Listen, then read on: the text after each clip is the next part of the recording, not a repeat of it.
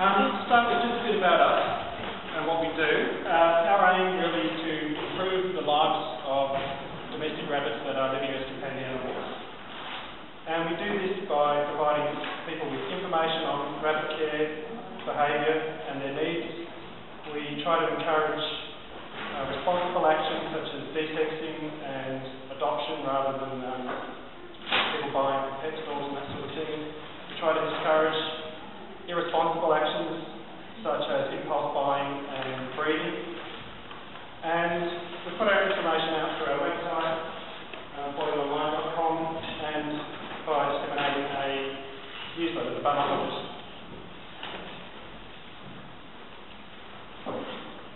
We think rabbits are probably the third most popular companion animal in Australia behind dogs and cats. But unfortunately they're probably one of the most misunderstood, mistreated and neglected animals that there are as companion animals. And partly this is due to misunderstanding, lack of information and a lot of myths and misconceptions that are out there. So even well-meaning people who have no idea that they're doing the wrong thing often don't provide their rabbits with what they need just because they don't know. Also, there is probably an underlying lack of respect for rabbits in the community. They're often dismissed as pets for the kids. You'll often hear them referred to as starter pets, which implies that they're sort of a good thing for kids to practice on before you get them a real animal. People call them pocket pets, which implies that you don't need any room to keep them. And there are elements in Australian society that are frankly downright antagonistic towards rabbits. I think one comment that we got recently was the only good rabbit is dead rabbit. So it's difficult to sort of foster greater respect for rabbits with that sort of prevailing attitude. And unfortunately rabbits tend to be surrendered and abandoned at shelters or dumped in the bush or let loose straight on the streets to a large extent. So today I'll just give you just a brief introduction into what rabbits are like, what kind of animals are they, what's it like living with rabbits, why do we love them so much. We'll talk about what rabbits need in order to be able to live long, healthy and happy lives. We'll look at the ways that rabbits are commonly treated in society, what are the problems and welfare issues, why rabbits are ended and abandoned so much, and who are the right people to be living with rabbits. You could describe rabbits as playful, inquisitive, very interactive, gentle creatures. They're quiet, they're clean, you provide them with a litter tray, they'll use that. They keep themselves well groomed. They're very social animals. Also, which a lot of people don't realise, they're quite territorial as well. In terms of lifespan, 10 years is considered a good lifespan for a rabbit. They can live well into their teens though, with luck and good care. So what do we need to provide our rabbits with in order to be healthy and happy? Well, one of the most important things is a healthy diet. And the natural diet of rabbits largely consists of grass. This is important for them. It provides all the fibre that they need. So it's important for their digestive health. It's also important for their teeth. Their teeth continue to grow throughout their lifetime and need to be worn down, and the grass that they eat is abrasive and keeps their teeth worn down so that they don't become overgrown.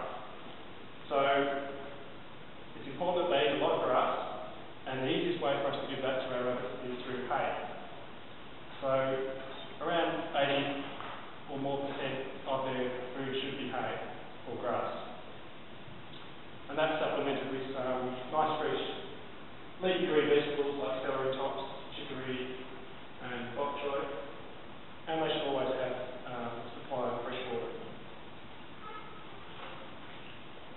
Rabbits need room to play or to exercise and an environment that's stimulating enough for them to have things to do. So in this environment at the top there, you've got two rabbits, Allie, black and white, at the top and Pancake down the bottom there. So they've got quite a bit of room to run and jump. They've got boxes to play in.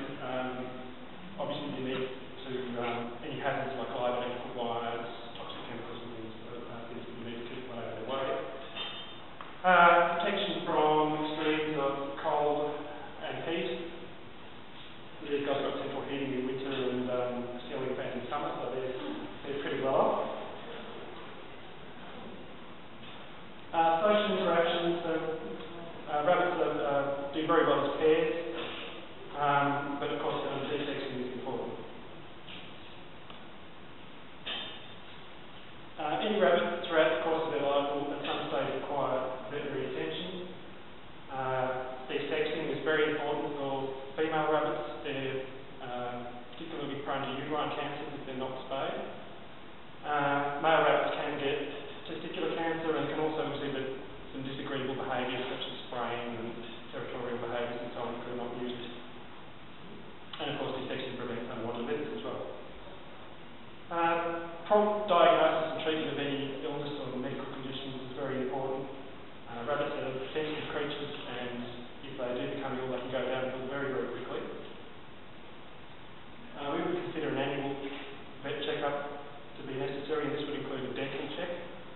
Rabbits get a lot of problems to do with their teeth, and these dental problems can be very serious and be a cause of death ultimately in rabbits if they're not treated. And a calicivirus vaccination can also be done annually. And most rabbits will crave attention and affection from their human friends as well, so we need to spend a lot of time with our bunnies just to know that they're happy and to be aware of any issues or problems that they may be having. So that's just a quick overview of what rabbits need. So now if we look at what is the reality of how rabbits are actually treated and how this falls short and what they actually need. Probably the biggest problem is inappropriate diet, so people don't really give them what they need to eat.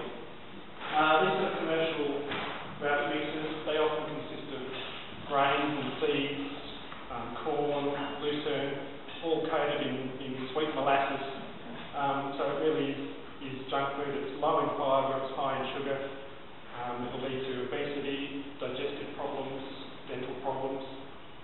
Belongs in a bin, not in a rabbit. People think it's cute to give rabbits food they eat, pieces of bread, cereals, chocolate even, which is quite a ridiculous notion. The wrong sorts of vegetables or stale vegetables.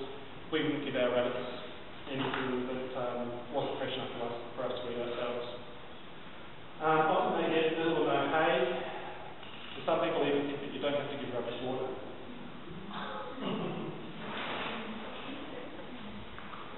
This is the typical sort of backyard hutch that you might have heard about or seen.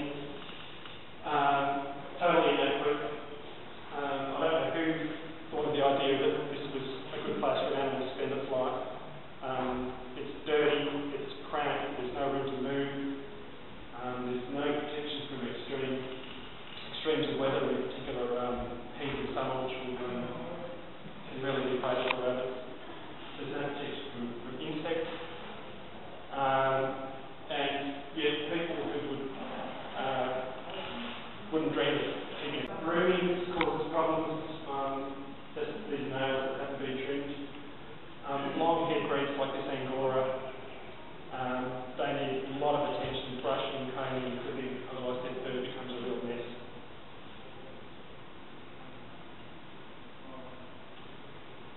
Any rabbit that is outside is potentially subject to detection of predators such as foxes, dogs, cats, predatory birds. Foxes are very prevalent in any urban or suburban area. They're very formidable and determined predators. A rabbit that's running around loose in the backyard's really got no chance. And even a rabbit that's in an enclosure that you might think is secure, if there's a way to get into it, the fox will find a way. Dogs also kill large numbers of rabbits. And however, probably the biggest killer is biting insects, mosquitoes, in particular mosquitoes and fleas, because these transmit myxomatosis and calicivirus. Now, calicivirus you can vaccinate against. Myxomatosis, there is a vaccine, but it cannot be imported into Australia. So for rabbits here, the only protection against myxomatosis is to prevent them from getting bitten by mosquitoes and fleas. Fly strike, this is when what occurs if a rabbit's fur is damp and soiled. Flies lay their eggs, the eggs hatch and they eat directly into the live rabbit. Like we start eating it alive. It's quite horrible. Social isolation. Rabbits often live alone in a hutch in the backyard. Lonely, stressed, scared, on their own, or they're just thrown in with other animals like guinea pigs or even chickens.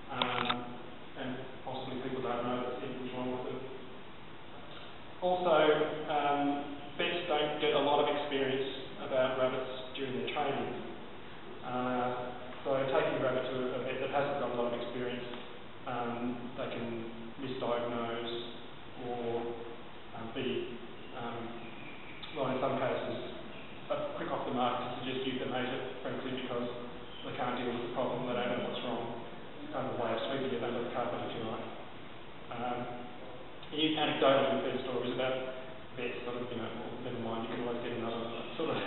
That sort of attitude. They wouldn't dare say it to us, but you hear the story. Rough handling, particularly for children, and rabbits are sort of seen as suitable animals for children, I guess, because they're small and they're cute, and this is the rabbit, not cute, and they can be seriously injured if they're dropped. So picking a rabbit up the wrong way, just basically swapping it up like that, the rabbit struggles, the kid drops the rabbit. They're bottom heavy, so they tend to land awkwardly. They can very easily break their legs, pelvis, back. And it's not the fault of the child. I mean, it really is up to the parents to determine how the child interacts with animals. And unfortunately, rabbits are seen as a kind of well, I said starter pet before, sort of throwaway or disposable pet for young children. A living toy, really. And quite often, the parents' attitude is that as long as the kid's happy, that's the main thing. The welfare of the rabbit really doesn't come into account. Rabbits produce 7, 8, 9 babies if they breed. Unwanted litters often occur because people buy a pair of rabbits from the pet store. The pet store says these are 2 boys and these are 2 girls. This is the end result proves that wrong. And when a rabbit gives birth, if there's a male present, the male will mate with the female almost immediately afterwards. So you often get, when you get one onwards of pregnancy, you often get a second one because there is a baby on separated, but it's too late by then. The male's already mated with the female, and you get another litter on the way. As well as accidental or unwanted litters, quite a few people, for some reason, will deliberately set out to breed their rabbits. Quite often the excuse for this is given that they want to show their kids sort of the miracle of life, if you like, is how they put it, which I think is really sends quite a dodgy message to the kids about the whole how we interact with animals. I mean, why not take them to a shelter and watch them euthanizing rabbits and teach them the miracle of death as well? It's sort of two sides of the same coin, if you like.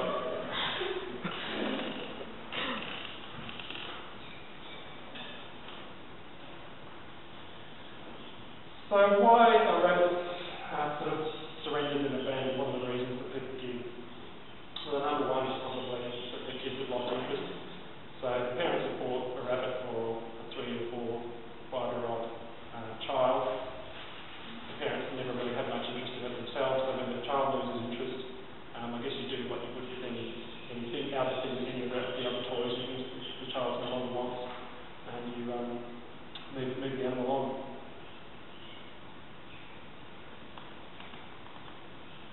Too hard. As I said before, long-haired breeds like this Angora in particular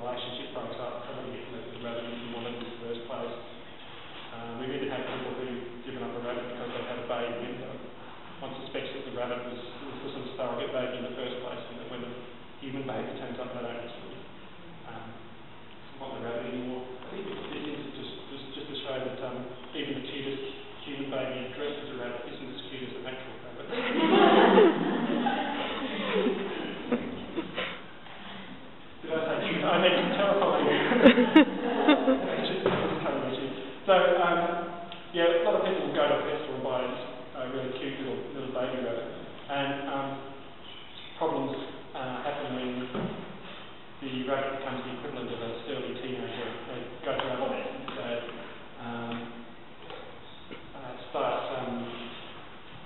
They might become aggressive or showing other behavioural issues that people aren't prepared to deal with.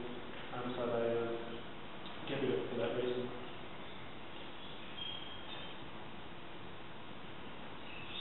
So who are the right people for living with rabbits? Well, I guess rabbits are suited to mature, older people, quiet people, people who spend a lot of time at home and spend a lot of time with the animals, and people who can afford the costs of taking them in.